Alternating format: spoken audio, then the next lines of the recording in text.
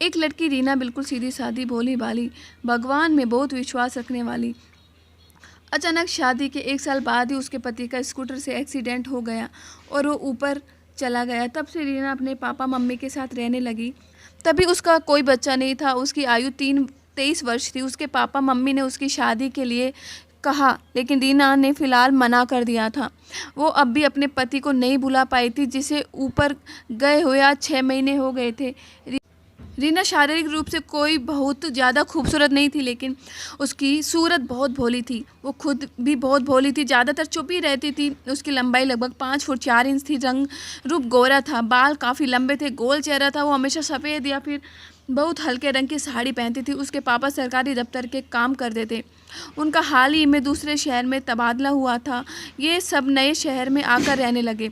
रीना की मम्मी ने भी एक स्कूल में टीचर की नौकरी कर ली। रीना का कोई भाई नहीं था और उसकी बड़ी बहन की शादी हो गई थी, 6 साल पहले हो गई थी। उनका घर छोटी सी कॉलोनी में था, जो कि शहर में थोड़ी दूरी था। जो रोज़ सुबह रीना के पास दफ्तर और उसकी मम्मी स्कूल चले जाते थे। पापा शाम 6 बजे और मम्मी 4 बजे वापस आती थी।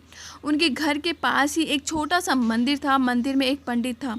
यही कोई 36 साल का, देखने में गोरा और बॉडी भी सुडौल, लंबाई 5 फुट 9 इंच, सूरत भी ठीक ठाक थी, बाल भी बड़े थे। मंदिर में उसके अलावा और कोई नहीं था। मंदिर में ही बिल्कुल पीछे उसका कमरा था। मंदिर के मुख्य द्वार में भी एक दरवाज़ा कॉलोनी की पिछली गली में जाता था। वो गली हमेशा सुनसान ही रहती थी, क्योंकि उस गली में अभी कोई घर नहीं था। नए शहर में आकर रीना की मम्मी ने उसे बताया कि पास में एक मंदिर है, उसे पूजा करनी हो तो वहाँ चली जाए। रीना बहुत धार्मिक थी, पूजा पाठ में बहुत विश्वास था। उसका रोज़ सुबह 5 बजे उठकर मंदिर जाने लगी। पंडित को किसी ने बताया था एक पास में कोई नया परिवार आया है और उनकी 24 साल की विधवा बेटी है। रीना पहले दिन सुबह 5 बजे मंदिर गई थी। सिर्फ पंडित था और उस दिन रीना ने सफ़ेद साड़ी ब्लाउज पहन रखा था। रीना पूजा करने के बाद पंडित के पास आई। उसने पंडित के पैर छुए। पंडित जीती रहो पुत्री, तुम यहाँ नई आई हो ना? रीना जी। पंडित जी पुत्री, तुम्हारा नाम क्या है? रीना जी। रीना। पंडित जी, तुम्हारे माथे की लकीरों ने मुझे बता दिया कि तुम पर क्या दुख आया है, लेकिन पुत्री भगवान के आगे किसी की चलती है क्या?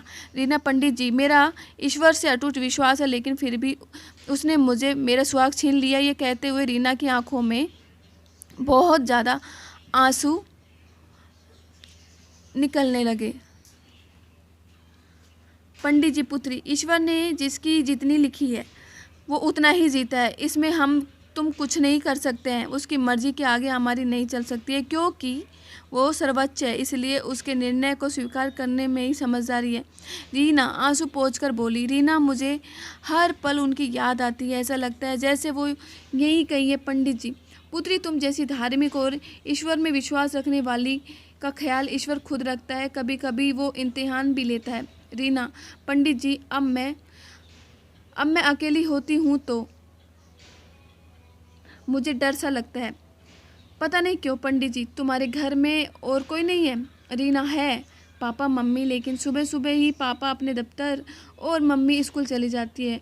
फिर मम्मी 4 बजे आती है। इस दौरान मैं अकेली रहती हूँ और मुझे बहुत डर सा लगता है। ऐसा क्यों पंडित जी?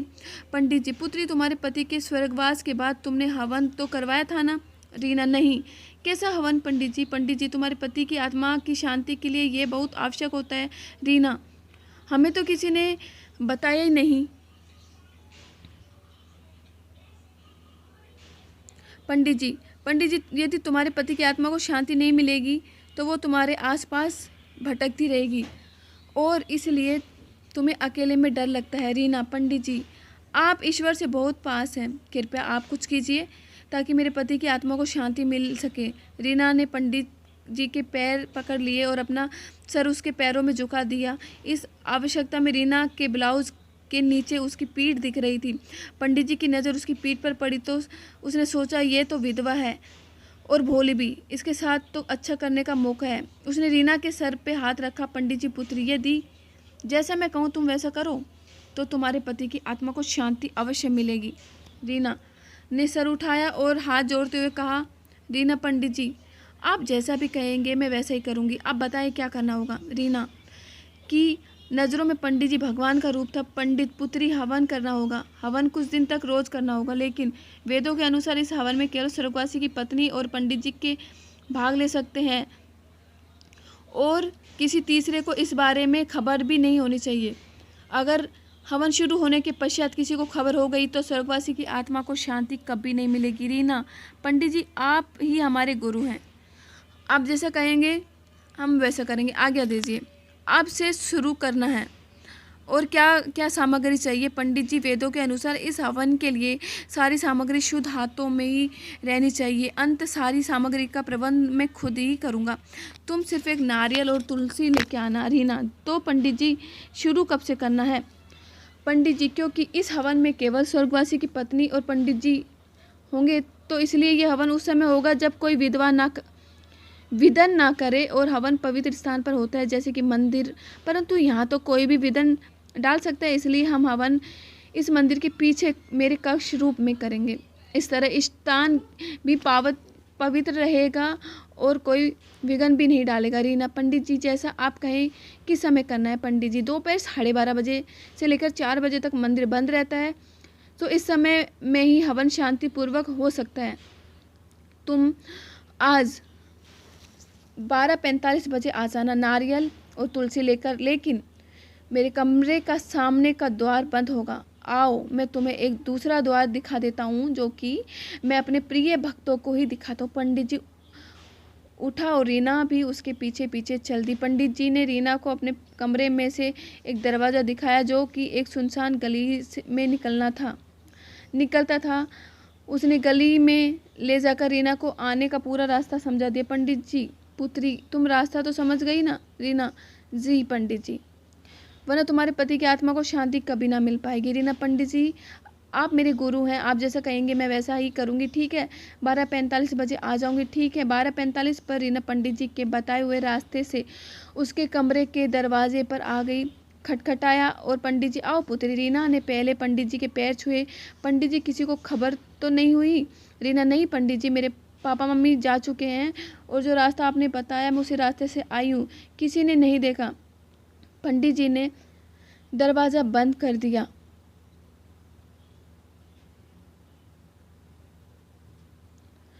पंडित जी चलो फिर हवन आरंभ करते हैं। पंडित जी का कमरा ज़्यादा बड़ा ना था, उसमें एक खाट थी, बड़ा सा शीशा था। कमरे में सिर्फ 40 वाट का बल्ब ही जल रहा था। पंडित जी ने कमरे में ईंटों का हवन कुंड बनाया हुआ था, उसी में हवन के लिए आग जलाई और सामग्री लेकर दोनों आग के पास बैठ गए। पंडित जी मंत्र बोलने लगा। रीना ने वही सुबह वाली साड़ी ब्लाउज पहना था। पंडित जी ने ये पान का पत्ता दोनों हाथों में ले लिया। रीना और पंडित जी साथ साथ बैठे, दोनों चौकड़ी मार के बैठे थे। दोनों की टांगें एक दूसरे को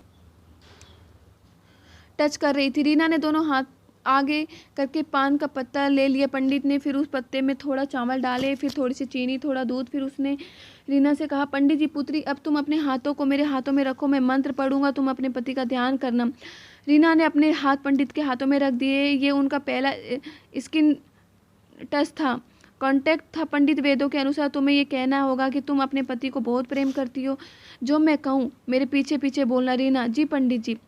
रीना के हाथ पंडित के हाथ में थे। पंडित, मैं अपने पति से बहुत प्यार करती हूँ। रीना, मैं अपने पति से बहुत प्यार करती हूँ। पंडित, मैं उन पर अपना तन मन न्यौछावर करती हूँ। रीना, मैं उन पर अपना तन मन न्यौछावर करती हूँ। पंडित, अब पान का पत्ता मेरे साथ अग्नि में डाल दो। दोनों ने हाथ में हाथ लेकर पान का पत्ता आग में डाल दिया। पंडित, वेदों के अनुसार अब मैं तुम्हारे चरण धोऊंगा, अपने चरण यहाँ सीधे करो। रीना अपने पैर सीधे किए। पंडित ने एक गिलास में से थोड़ा पानी हाथ में लिया और रीना के पैरों को वो धोने लगा, अपने हाथों से धोने लगा। पंडित, तुम अपने पति का ध्यान करो। पंडित मंत्र पढ़ने लगा। रीना आंखें बंद करके पति का ध्यान करने लगी। रीना इस वक्त टांगों ऊपर की तरफ मोड़ कर बैठी थी। पंडित ने उसके पैर थोड़े से उठाए और हाथों में लेकर पैर धोने लगा। टांग उठने से रीना की साड़ी के अंदर का नज़ारा दिखने लगा। उसकी दिख रही थी और साड़ी के अंदर के अंधेरे में हल्की हल्की वो भी दिख रही थी, लेकिन रीना की आंखें बंद थी तो वो अपने पति का ध्यान कर रही थी।